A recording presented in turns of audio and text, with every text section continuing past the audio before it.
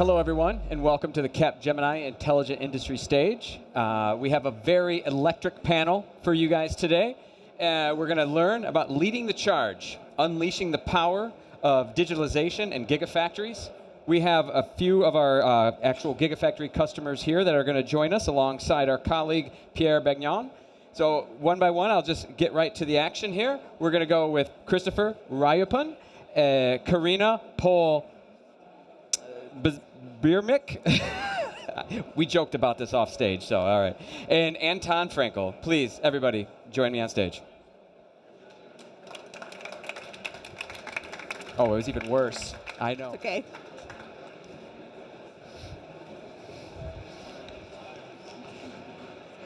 Hello, everyone. It's a privilege, actually, to have you all three. It's quite rare, actually, to have the most leading gigafactories, those who will make the future of the battery production, actually, in Europe, and not only, all together. So, Karina, Anton, Christopher, really thank you for making it and making also this industry a reality today. You're at different stage, but I think you share one ambition that we have also a few years back. As Capgemini co-founded the European Battery Alliance, we were convinced that digitalization and automation will be the key differentiator in order to accelerate, make this industry, this new industry a reality, and solve some of the challenges, and we see them around quality, traceability, the fast ramp-up that you need. So really, for me, it's a privilege and exciting to have you all three here. So one of the very first questions, and maybe as Anton, so Northvolt were the very first Gigafactory in Europe. Maybe we can start with you. What digital ambitions you have for today and maybe for the future? If you could share a bit your view on the market and Northvolt, that would be great.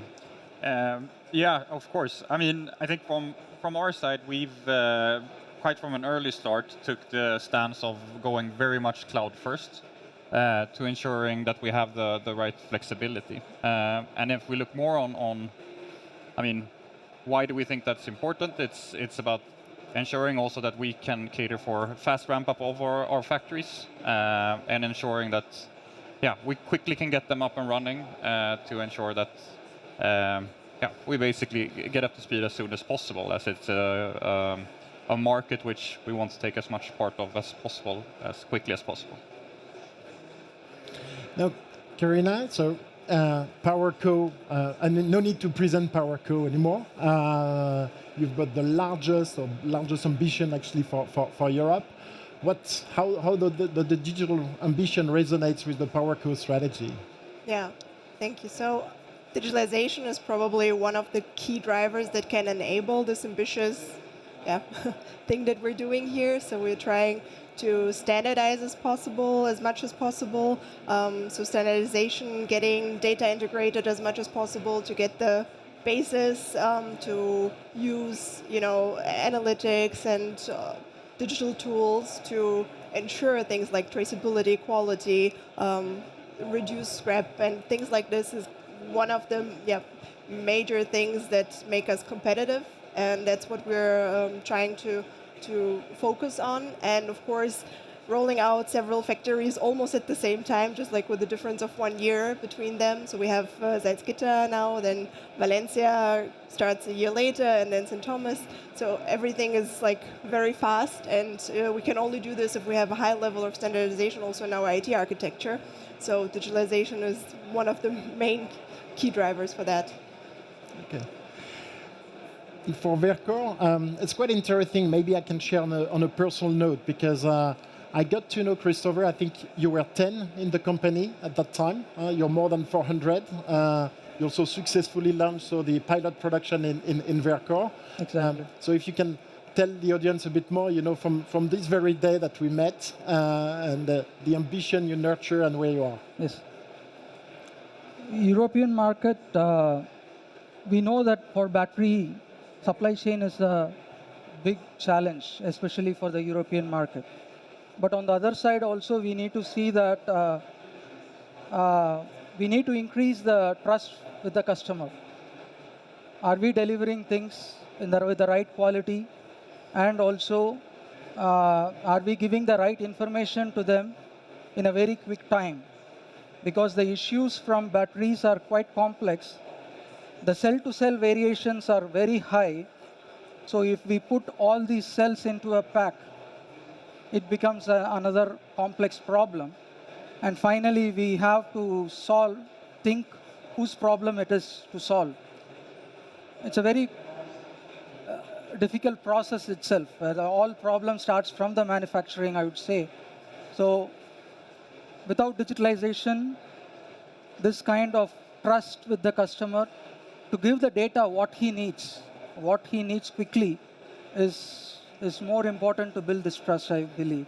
And without this framework, it would be very difficult for us to ramp up huge volumes in the upcoming months. That's clear. Now, a few years back, when we had this conviction that digitalization, automation will make the differentiation for this industry, we also nurture the conviction that building an ecosystem in Europe around software, the future role that the hyperscaler could play, connectivity, but not only. How we will link this up to the equipment manufacturers, where most of them still are in Asia, where there is a challenge to access to the data and the model. We will continue on that front. And by the way, there is tomorrow a session with our friends from the Fraunhofer Institute and the Aaron University as we launch a tech cluster. So we are committed to this, but from this ecosystem play, what would you expect today, tomorrow? So as we're moving forward, in the ramp up and the challenge you're facing, maybe then we can start. Yeah, I'm happy to start. I think from Northvolt's side, or what we're looking for in this ecosystem is, stronger modularization and integration from our partners, so that basically we can sort of pick and choose a bit, because we have some parts that we have developed and have solutions for, but the important part for us is also to ensure that we can have collaboration partners which can easily integrate their components to our systems. Right now, what we're seeing is that you kind of need to buy everything in a way.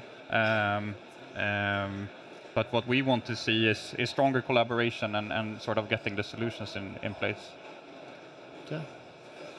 And on PowerCo? Yeah, so interesting, because today I was also walking around a lot and looking at the different IT solutions that are out there.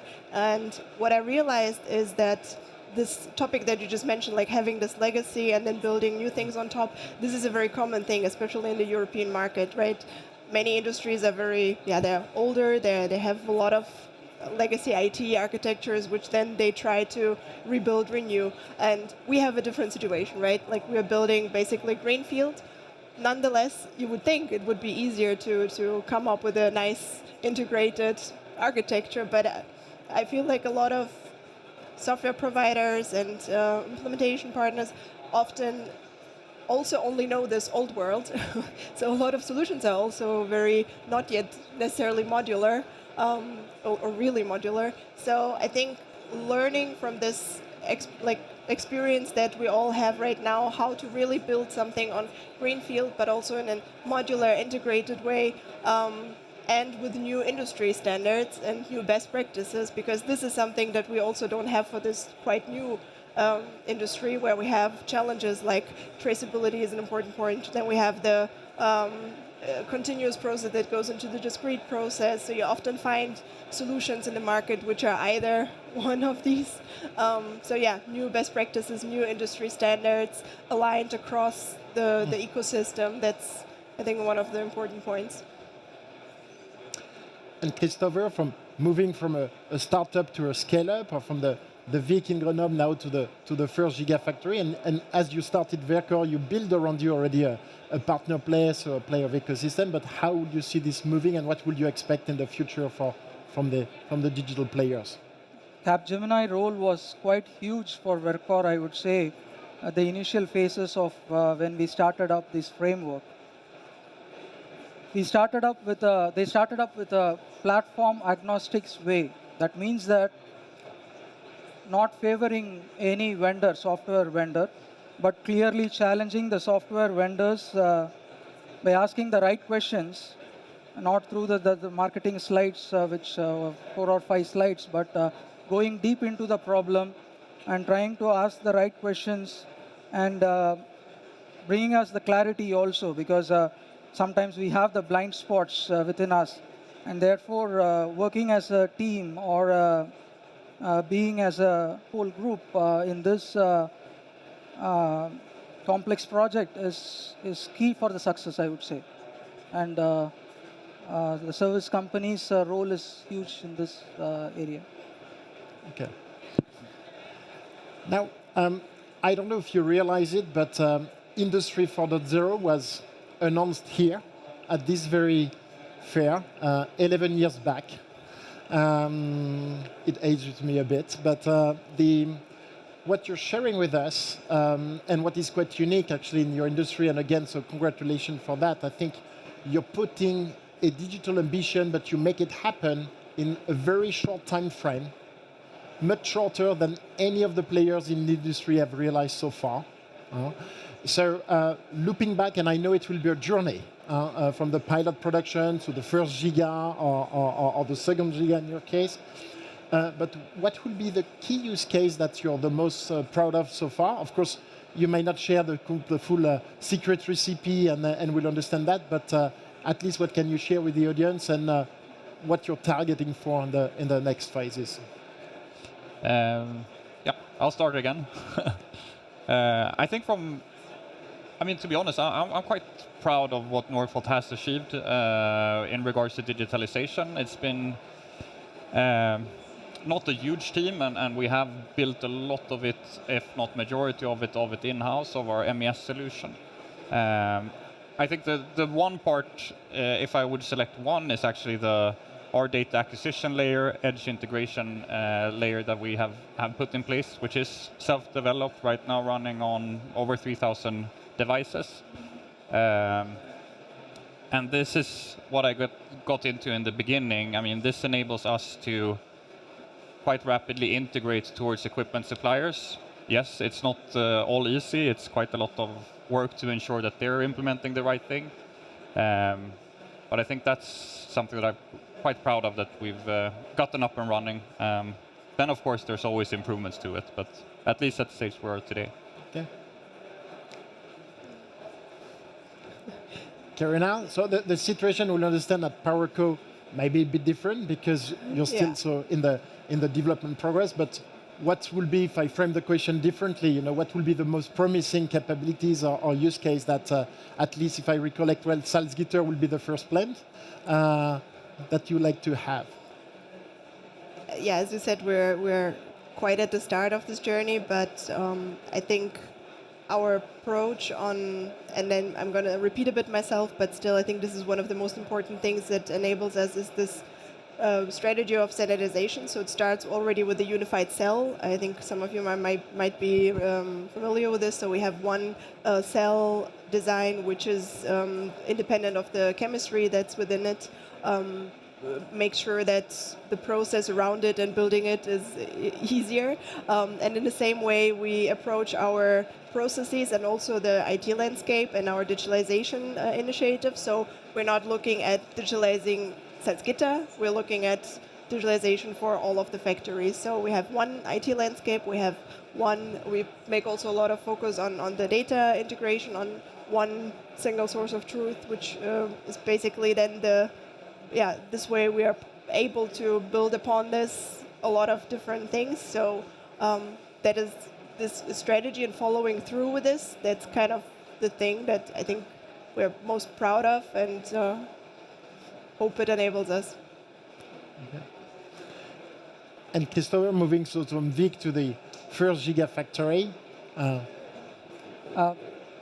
The time is very short for us. Within 1 year, we have to build a Gigafactory. It's impossible, but we are trying to make it possible, and we will make it possible. We will make it, actually. The challenge here was what is the balance between what we buy and what we do, buy versus build. We have to be very strategic here, otherwise we cannot buy everything, because then we have to depend on the use cases for the external people, and the time might be delayed also. So we took some balance here, what we need to buy, and also what we need to build internally also. And we have application software that is internally built that can bring you the cockpit view of the entire plant related to all the data points that we collect through the edge systems. This is proprietary to Verkor, and we believe that these kind of systems, when it is highly customized for the battery manufacturing for that particular business, it will be quite unique and also useful for the forthcoming other battery manufacturers also. Okay, clear. Now we still have some time, so if I may, I will add one. We haven't spoken so much about the role of the worker on the line, and you are in an industry which is new, where we know the talent are scarce. It's difficult to find electromechanical engineers, and what will be the role and how much effort are you putting into that, to help this augmented worker or worker on the front line or technicians in the scale-up phase? I think from Northvolt's side today, I think that's something that is trailing a bit if we're looking at it from our side. We're focusing more on data collection, ensuring that this is available, but not so much on augmented reality and these parts for the workers. That is something that is coming more and more. Also that we're maturing our processes and how we actually are doing things on shop floor. Yeah. And on PowerCo, how do you anticipate that? Well, it's an interesting question because obviously as a VW daughter, we also have this responsibility, and it's important to us to take care of the employees. So employee experience is one of the major points that we are now trying to shift our focus to, because of course in the beginning everything is just fast and so you need to set it up. But now looking also from the perspective of the employees, of the users, of the systems, of the machines and so on, and then also enabling digital literacy in the sense of enabling people to work with the data, work with the systems that we provide is one of the key, crucial aspects, I think, to success of digitalization, because if the tools are not used, then they're useless, basically. Okay. On Verkor side, I would say that AR and VR is a little bit far. We don't work on these technologies at this point of time. Operators are the heroes of the factory, and the requirements changes quite quickly, because they are at the field, they know the pains and other things. So how independent or how easily they can build the apps or build the systems for themselves, that would be the near future for Verkor. And I would say that we should make everyone to be self-serviced, or they should do their work independently as much as possible. That will bring the success for everyone, and that's where we want to move. Okay. Well, with this, are there any questions from the audience? If not, then maybe I can have a concluding words.